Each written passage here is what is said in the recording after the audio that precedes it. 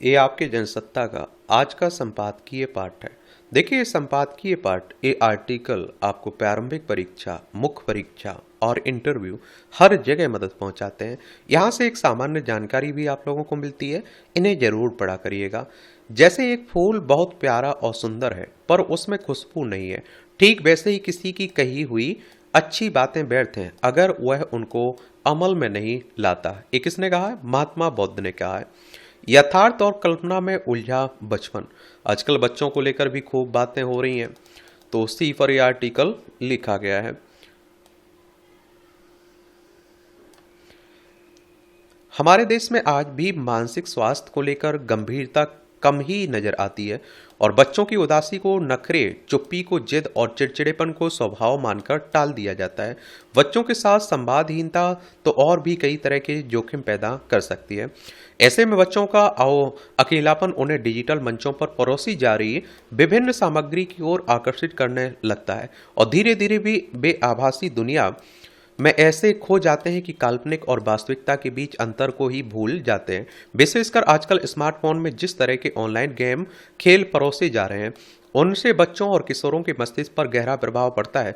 वे आभासी दुनिया को ही असलियत समझने लगते हैं और कई बार आत्मघाती कदम तक उठाने को तैयार हो जाते हैं। पिछले कुछ समय में देश के अलग अलग इलाकों से कई ऐसी खबरें आई जिनमें स्मार्टफोन में किसी वीडियो गेम के असर में बच्चों ने जान गंवा दी या फिर गेम खेलने से मना किए जाने पर आत्मघाती कदम उठा लिया। कुछ वीडियो गेम ऐसे होते हैं जिनकी बच्चों को लत लग जाती है और उसमें दिए जाने वाले जोखिम भरे लक्ष्य उनके लिए घातक साबित हो जाते हैं। और देखिए, आजकल कई देश आप देखते हैं कि बच्चों के मोबाइल यूज पर प्रतिबंध भी लगा रहे हैं, सोशल मीडिया अकाउंट पर भी प्रतिबंध लगाने की बात कर रहे हैं। भारतीय समाज में अधिकतर माता पिता यह मान लेते हैं कि अगर उनका बच्चा स्मार्टफोन के साथ घर के किसी कमरे में है तो वह सुरक्षित है, मगर उन्हें शायद इस बात का आभास नहीं होता है कि स्मार्टफोन के जरिए पूरी दुनिया उस कमरे में घुस जाती है और घुस आती है। यही नहीं, पढ़ाई, करियर और अनुशासन पर जोर देते देते कई बार बच्चों के साथ भावनात्मक संवाद भी छूट जाता है और यही चूक आगे चलकर जोखिमपूर्ण साबित हो जा सकती है। ऐसे में जरूरत इस बात की है कि माता पिता नियंत्रक नहीं, संवादक बने और बच्चे दिन भर की अपनी गतिविधियों में क्या कर रहे हैं, क्या देख सुन रहे हैं, यह जानना जरूरी है। अगर बच्चा स्मार्टफोन पर जरूरत से ज्यादा समय बिताने लगे तो उसके पीछे कारण को समझना भी अति आवश्यक है। और मैं कहता हूं ना कि आजकल समझाने वाला मत बनिए, समझने वाला बनिए। बच्चों को उन्हें समझिए, वो किस ओर जा रहे हैं, किस स्थिति में रह रहे हैं। और आजकल आप देख रहे हैं कि मोबाइल एक तरह से जरूरत सी बन चुकी है बच्चों की। वो ऑनलाइन क्लास, ऑनलाइन होमवर्क मिलेगा, ये मिलेगा, वो मिलेगा, तो हर बच्चे तक आजकल आप देख रहे हैं कि मोबाइल भी मिल जा रहा है। आजकल आभासी दुनिया में ऐसे कई तरह के खेल परोसे जा रहे हैं जो बच्चों और किशोरों को आत्मघाती कदम उठाने के लिए उकसाते हैं। शुरू में ये खेल बहुत रोचक होते हैं और जिस कारण बच्चा उनमें फंसता जाता है। ऐसे खेलों के प्रति बच्चों का झुकाव उनके भीतर पनप रहे अकेलेपन और उदासी की ओर इशारा करता है। विशेषज्ञों के मुताबिक ऐसे संकेत लंबे समय से चले रहे मानसिक दबाव और भावनात्मक अलगाव का परिणाम होते हैं। अगर कोई बच्चा इस तरह के खेल में ज्यादा रुचि लेने लगे तो धीरे धीरे उसे आभासी दुनिया असल जिंदगी से ज्यादा वास्तविक लगने लगती है। और इन संदर्भों ने एक बार फिर हमारे सामने यह प्रश्न खड़ा कर दिया कि क्या हम अपने बच्चों की बदलती दुनिया को सचमुच समझ पा रहे हैं? क्या हम उनसे इतना संवाद स्थापित कर रहे हैं कि बेझिझक अपने मन की उलझन हमसे साझा कर सकें? आभासी दुनिया के खेलों के जाल में उलझे और लत का शिकार होकर गुम होते बच्चों की त्रासदी सिर्फ कुछ परिवारों से जुड़ी नहीं है, बल्कि यह एक समूची पीढ़ी का संकट है जो आप देखते हैं कि वास्तविक दुनिया से कटती जा रही है और जहां भावनाएं स्क्रीन पर व्यक्त होती हैं और रिश्ते आभासी हो जाते हैं और पहचान एल्गोरिदम में गढ़ते हैं, वह भी उम्र के बेहद नाजुक पड़ाव पर।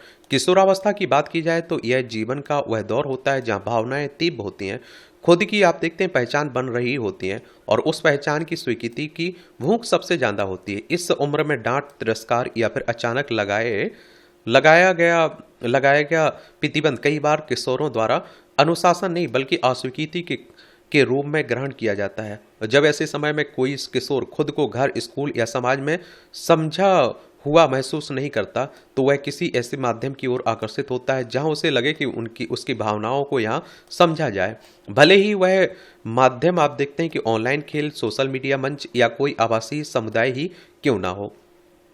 यह समझना बेहद जरूरी है कि ऑनलाइन खेल या फिर डिजिटल सामग्री सीधे तौर पर आत्मघाती व्यवहार का कारण नहीं होते हैं।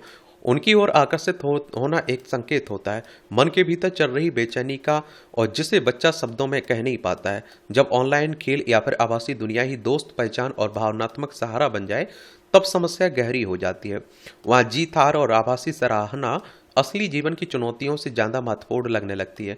ऐसी स्थिति में यदि बिना संवाद और समझ विकसित किए बगैर बच्चों या किशोरों के स्मार्टफोन के इस्तेमाल पर अचानक रोक लगा दी जाए, तो वे खुद को पूरी तरह अकेला महसूस कर सकते हैं। हालांकि आज के तकनीकी दौर और इस उम्र में आभासी दुनिया की सामग्री से प्रभावित होना स्वाभाविक है, मगर समस्या तब पैदा होती है जब यह आकर्षण वास्तविक जीवन से पलायन का माध्यम बन जाता है। कुछ किशोर खुद को उस काल्पनिक दुनिया में ज्यादा सुरक्षित महसूस करते हैं जहाँ भावनाएं सुंदर दिखती हैं, रिश्ते आदर्श लगते हैं और संघर्ष टास्क दिखते हैं, और धीरे धीरे वास्तविक जीवन उन्हें कठोर, अस्वीकारात्मक और बोझिल लगने लगते हैं। यही प्रवृत्ति कई बार जोखिम में डाल देती है। ऐसे में जरूरी है कि बच्चों के लिए स्मार्टफोन या फिर लैपटॉप के इस्तेमाल की समय सीमा निर्धारित की जाए, मगर उनके साथ भावनात्मक समय बिताना, डांटने से पहले सुनना और रोकने से पहले समझना भी उतना ही जरूरी है। स्कूलों की भूमिका भी केवल परीक्षा और अंकों तक सीमित नहीं रह सकती। आज जरूरत है स्कूलों में डिजिटल साक्षरता पर भी ध्यान दिया जाए। बच्चों को यह समझना जरूरी है कि डिजिटल मंचों पर मौजूद तमाम सामग्री हमेशा सच या वास्तविकता नहीं होती है। उनमें फर्क करने का विवेक बच्चों के भीतर विकसित करने का प्रयास किया जाना चाहिए। शिक्षकों को भी यह समझने की जरूरत है कि किसी बच्चे का अक्सर चुप रहना, अलग थलग रहना या पढ़ाई से कट जाना आलस नहीं, बल्कि उसके भीतर चल रहे संघर्ष के संकेत हो सकते हैं। आभासी दुनिया में बच्चों के लिए परोसी जा रही सामग्री में उम्र के अनुसार सुरक्षा, अभिभावकों की निगरानी और मानसिक स्वास्थ्य से जुड़ी चेतावनियां केवल औपचारिकता नहीं होनी चाहिए, और मानसिक स्वास्थ्य को शारीरिक स्वास्थ्य जितना ही प्राथमिकता देनी होगी। डिजिटल युग में बच्चों की परवरिश केवल नियमों से नहीं, बल्कि संवाद और आपसी समझ से ही बेहतर हो सकती है। स्मार्टफोन बंद कराया जा सकता है लेकिन मन नहीं। खेल हटाया जा सकता है लेकिन अकेलापन तब तक नहीं हटाया जा सकता जब तक कि हम संवेदनशीलता को केंद्र में नहीं रखेंगे। बच्चों की ऑनलाइन गतिविधियों पर सिर्फ निगरानी नहीं, बल्कि परस्पर संवाद और उनकी भावनाओं को समझना भी जरूरी है। जोखिम से भरे डिजिटल खेल की सामग्री को समझना और सलाह मशवरा करना आवश्यक है। जरूरत पड़ने पर विशेषज्ञों की सलाह को सामान्य प्रक्रिया की तरह अपनाया जाना चाहिए। आप लोग क्या सोचते हैं? अपनी राय आप लोग जरूर बताया करिएगा। ये अधूरी सांस है। आज के दौर का सबसे बड़ा चमत्कार यह है कि आदमी ने रोशनी की रफ्तार से भागना सीख लिया, पर वह पहुंच कहाँ रहा है यह पूछने की जहमत कोई नहीं उठाता है। पुराने जमाने में जब बैलगाड़ियां पगडंडियों पर रेंगती थी, तब लोगों के पास एक दूसरे के दुख सुख बांटने की असीम फुर्सत थी। आज की चमचमाती सड़कों पर फर्राटा भरते वाहन दूरियों को निगल चुके हैं, फिर भी हर चेहरे पर एक अजीब हताशा है, जैसे कोई अदृश्य दैत्य उनकी घड़ियों की सुइयां चुरा ले गया हो। यह आधुनिकता का वह तिलिस्म है जहाँ यात्राएं छोटी हो गई हों, पर गंतव्य और धुंधला होता गया है। यह विकास की वह ऊंचाई है जहां आप देखें ऑक्सीजन तो भरपूर है, पर आदमी को सांस लेने की मोहलत नहीं है। इतिहास गवाह है कि कभी संयुक्त परिवारों की चौपालों पर 12-15 लोगों की बैठकें जमती थी और किस्से खत्म होने का नाम नहीं लेते थे। आज के स्मार्ट दौर में घर संकुचित होकर 2 कमरों के फ्लैट में सिमट गए हैं, फिर भी सन्नाटा ऐसा कि दीवारों में भी आपस में बात नहीं करती। यह बेडमना ही है कि जब संदेश भेजने के लिए कबूतरों या डाकियों का इंतजार होता था, तब रिश्तों में गर्माहट थी। अब जब पलक झपकते ही खबर दुनिया के दूसरे कोने तक पहुंच जाती है, तब दिलों की दूरी मीलों लंबी हो गई है। तकनीक ने हमें वह जादुई आईना तो दे दिया जिसमें हम 7 समंदर पार का चेहरा तो देख सकते हैं, लेकिन बगल की कुर्सी पर बैठे इंसान की खामोश चीख सुनने की फुर्सत का एक भी लम्हा हमारे पास शेष नहीं है। आज के नवयुवक जो अपनी अंगुलियों पर पूरी दुनिया नाचाने का दावा करते हैं, उनकी कार्यकुशलता देखकर साक्षात विधाता भी चकरा जाए। एक हाथ से तेज रफ्तार गाड़ी का नियंत्रण और दूसरे हाथ से आभासी दुनिया की खिड़कियों पर अंगुली चलाना, यह कोई बास करतब नहीं है, बल्कि उस तनाव का प्रमाण है जो आज की मुद्रा बन चुका है। सड़क के जाम में फंसे लोग जब अपनी निजी लेन बनाने की कोशिश में दूसरों को कुचलने की पर उतारू होते हैं तो लगता है जैसे वे किसी गंभीर शोध कार्य के अंतिम चरण में हो। असलियत में वे बस उस काल्पनिक दौड़ का हिस्सा है जिसका कोई अंतिम बिंदु नहीं है। उसकी उनकी व्यस्तता उस गुब्बारे की तरह है जो फूलता तो बहुत है पर अंदर सिर्फ खाली हवा है। पुराने समय में बैंक के बाहर कतारों में खड़े होकर लोग गांव जवार की राजनीति से लेकर मानसून की चर्चा कर लेते हैं थे। अब जब सब कुछ जेब में रखे उस काले शीशे के टुकड़े में समा गया, तब इंसान के पास खुद से बात करने का भी अवसर नहीं बचा। अस्पतालों की जांच रिपोर्टें अब ईमेल पर तैरती हुई आती हैं और पर उन्हें गौर से देखने का धीरज गायब है। इंसान ने समय बचाने के लिए मशीनें तो बना ली और पर उन मशीनों ने इंसानों की फुर्सत की आखिरी कतरे को भी अपनी बैटरी चार्ज करने में खर्च कर दिया। ये विडंबनाएं तब और भी हास्यास्पद हो जाती हैं जब हम देखते हैं कि किस तरह स्वस्थ रहने की चाहत सिर्फ एक स्टेटस सिंबल या हैसियत का प्रतीक बन गई है। शरीर को आप देखते हैं कि साधने की प्रक्रियाओं के लिए जहां वक्त का अकाल पड़ा, वहीं स्क्रीन पर नाचती हुई मनोरंजन की दुनिया के लिए रातों की नींद कुर्बान है। माता पिता का हाल जानने के लिए जब कंठ सूखने लगता है तब उसे व्यस्तता का नाम दे दिया जाता है, लेकिन उसी वक्त किसी बेतुकी बहस या निरर्थक वीडियो के लिए घंटों की उपलब्धता एक रहस्यमयी पहेली बन जाती है। यह समस्या का वह असंतुलन है जिसे ब्रह्मांड का कोई भी गणतज्ञ नहीं सुलझा सकता। हमने दुनिया को तो मुट्ठी में कर लिया पर अपनी रूह को ही कहीं छोड़ दिया। भीड़ में रहकर भी खुद को एकांत में समझना और अकेले होने पर शोर की तलाश करना, यह आज की पीढ़ी का स्थायी भाव है। मित्रों के साथ कैफे में बैठे युवक युवतियों को देखा जा सकता है, उनके शरीर वहां मौजूद है पर चेतना कहीं और लॉग इन है और प्रकृति की गोद में बैठने या किताबों के पन्नों में खो जाने की जगह अब रंगीन तस्वीरों की चमक ने ले ली है। और जिस सुकून को पाने के लिए इंसान ने इतनी भाग दौड़ की है वह उसी दौड़ की भेंट चढ़ गया। यह उस उपभोक्तावादी संस्कृति का चरमोत्कर्ष है जहां हमें खालीपन से डर लगता है। हम खाना खाते समय भी स्वाद का अनुभव नहीं करते बल्कि यह देखते हैं कि प्लेट की तस्वीर कितनी लुभावनी आई है। नींद की कमी और मानसिक तनाव का रोने वाला समाज दरअसल उसी डिजिटल नशे की गिरफ्त में है जो उसे यह एहसास दिलाता है कि वह बहुत महत्वपूर्ण काम कर रहा है जबकि वह सिर्फ एक चक्रव्यूह में गोल गोल घूम रहा है। सच तो यह है कि दुनिया जितनी करीब आई और इंसान उतना ही खुद से बिछुड़ गया। तकनीक ने हमें पंख तो दे दिए पर आसमान छीन लिया। हम अपनी व्यस्तता का ढिंढोरा इसलिए पीटते हैं ताकि हमें अपनी तन्हाई का चेहरा ना देखना पड़े। जब तक हम उस छोटी सी स्क्रीन से बाहर नहीं निकलेंगे हम समय के उस महासागर को कभी नहीं देख पाएंगे जो हमारे दरवाजे पर दस्तक दे रहा है। जीवन भागने में नहीं बल्कि ठहरकर उस ठहराव को महसूस करने में है। ये आप देखिए टिप्पणियाँ रहती हैं, इन्हें देखना हुआ कर तो देख सकते हैं आप लोग। इसकी पीडीएफ आपको एजुकेशन सर्कल प्लेटफॉर्म है ना, वहाँ डाल दी जाती है तो वहाँ से जाकर आप लोग देख सकते हैं। संतुलन की साझेदारी। भारत और अमेरिका के बीच व्यापार समझौते का अंतिम स्वरूप में पहुंचना अभी बाकी है, लेकिन इस बीच इसके अहम बिंदुओं के नफे नुकसान के मसले पर जो बहस चल रही है उसके असर भी सामने आ रहे हैं। गौरतलब है कि दोनों देशों के बीच व्यापार समझौतों की शुरुआत स्वरूप में कई अन्य अमेरिकी वस्तुओं सहित कुछ दालों पर भी भारत की ओर से शुल्क कम या समाप्त करने की खबर आई है, मगर भविष्य में भारतीय कृषि और किसानों पर इसका व्यापक असर पड़ने की आशंका जताई गई है। अब अमेरिका की ओर से जारी नए तथ्य पत्र में कई महत्वपूर्ण संशोधन किए गए और कुछ शब्दों में भी बदलाव किया गया। मसलन समझौते के प्रारूप में पहले जहां भारत की ओर से 500 अरब डॉलर से अधिक मूल्य के अमेरिकी उत्पाद खरीदने को प्रतिबद्धता बताया गया था, वहीं संशोधित संस्करण में इसे खरीदने के इरादे के रूप में पेश किया गया, यानी यह नियम अब भारत के लिए बाध्यकारी नहीं होगा।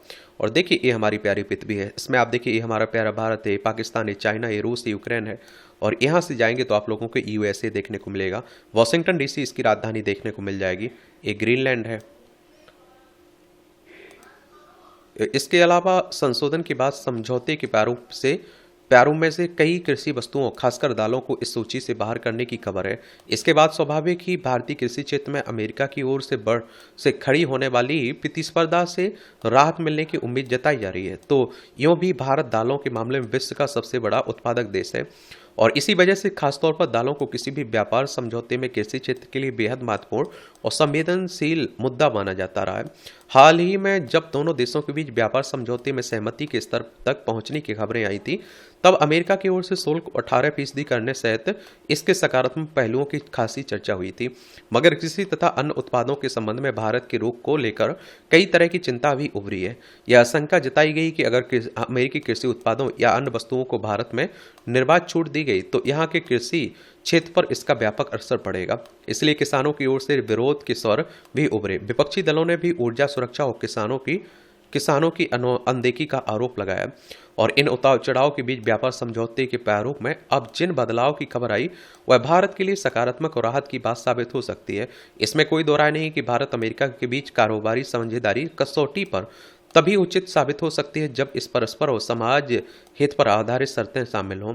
अंतर्राष्ट्रीय व्यापार के मामले में अमेरिका और भारत की स्थिति को एक समान आधार पर नहीं देखा जा सकता है और इसलिए दोनों देशों के बीच होने वाले समझौते में संतुलन के कारक संदर्भों पर निर्भर करेंगे। अगर अमेरिकी उत्पादों के लिए अपना बाजार बिना कोई शर्त लगाए खोलता है तो कई ऐसे क्षेत्र हैं जिनके सामने प्रतिस्पर्धा एक चुनौती बनकर खड़ी हो सकती है। तमाम चिंता के बीच अमेरिका के साथ जारी बातचीत में भारत के कृषि क्षेत्र पर व्यापक असर पड़ने की आशंका जताई जा रही थी। अब संशोधन के बाद अगर दोनों देशों के हितों को सुनिश्चित करने वाली संतुलित नीतियां आकार ले पाती हैं तब व्यापार समझौता भारत के लिए भी लाभकारी होगा। फिलहाल समझौते की शर्तों में अमेरिका की ओर से जो बदलाव किए गए वे अब आगे की वार्ता में एक संतुलनकारी भूमिका निभा सकते हैं। और देखिए, अमेरिका से जो व्यापार समझौता हो रहा है वो हमारी शर्तों पे हो या उसकी शर्तों पे हो, ये ध्यान देना चाहिए। अब डोनाल्ड ट्रंप जिस तरह की बातें कह रहे हैं, अमेरिका जिस तरह की बातें कह रहा है, ऐसा लगता है कि उनकी शर्तों पर आप देखते हैं कि व्यापार हुआ है। और डोनाल्ड ट्रंप का जो एक रवैया है ना कि वो जो भी समझौता करते हैं उसमें अपने आप को ऊपर रखना चाहते हैं। वो चाहते हैं कि जो हम कह रहे हैं वही अंतिम सत्य हो। स्त्री की गरिमा, घर से लेकर कार्यस्थल तक और यहाँ तक कि सार्वजनिक जगहों पर भी कुछ लोग स्त्रियों की गरिमा और आत्मसम्मान को ठेस पहुंचाने से बाज नहीं आते। नैतिक और सामाजिक मूल्यों की इस गंभीर क्षति को रोकने का प्रयास कम ही दिखता है। मगर पिछले दिनों दिल्ली के जवाहरलाल नेहरू स्टेडियम में आयोजित संगीत कार्यक्रम में महिलाओं को परेशान किए जाने की घटना को पंजाबी गायिका जैस्मीन सैंडलस ने गंभीरता से लिया और गायिका ने अपने कार्यक्रम के बीच में ही रोकते हुए कहा कि जब तक लड़कियां खुद को सुरक्षित महसूस नहीं करेंगी वे नहीं गाएंगी। और उनके इस कदम को सभी ने सराहना की। यह दुखद है कि महिलाओं को तंग किए जाने पर सैंडलस को सुरक्षा कर्मियों ने से गुहार लगानी पड़ी, लेकिन उन्होंने गाने से इनकार कर न केवल महिलाओं के आत्मसम्मान का सवाल उठाया बल्कि वैसे लोगों को भी आईना दिखाया जो भीड़ का हिस्सा बनकर अभद्रता करते हैं। सार्वजनिक स्थलों पर महिलाओं की सुरक्षा का दायित्व निश्चित तौर पर प्रशासन पुलिसकर्मियों पर ही होता है, मगर सवाल है कि कौन होते हैं वे लोग जिनसे महिलाओं को बचाने की जरूरत पड़ती है। क्या यह शर्मनाक नहीं है कि कुछ कुंठित पुरुषों की वजह से अमूमन हर जगह महिलाओं के सामने खुद को सुरक्षित रखने या बचाने का सवाल ही प्राथमिकता होता है। आज भी आप देखते हैं कि क्या अपने घर के आसपास गली मोहल्ले से लेकर सार्वजनिक परिवहन में यात्रा के दौरान महिलाओं को प्रायः अभद्रता का सामना करना पड़ता है। किसी संगीत कार्यक्रम में पहुंचे लोगों से उम्मीद की जाती है कि वहां भी महिलाओं या लड़कियों की गरिमा के साथ खिलवाड़ नहीं करेंगे, मगर दिल्ली के संगीत कार्यक्रम में पहुंचे कुछ लोगों को ना तो महिलाओं के सम्मान की फिक्र थी, ना ही खुद को असभ्य कहे जाने की। विडंबना है कि महिलाओं की गरिमा पर चोट पहुंचाते हुए देखने के बावजूद ज्यादातर लोग चुप रहना ही चुनते हैं। ऐसे में गायिका जैस्मीन सैंडलस ने महिलाओं की गरिमा के हक में और उनके उत्पीड़न के खिलाफ जो सशक्त प्रतिरोध दर्ज किया वह समूचे समाज के लिए एक सबक की तरह है और अच्छी पहल इन्होंने की है, मैं कहता हूं भाई। इस तरह से आप देखेंगे आज के जो महत्वपूर्ण आर्टिकल हैं उनकी कहानी कवर होती है। आप लोग पढ़ते रहिए, एंजॉय करते रहिए। आपका कोई सवाल हो मेरे लिए, सुझाव हो तो जरूर बता सकते हैं। धन्यवाद।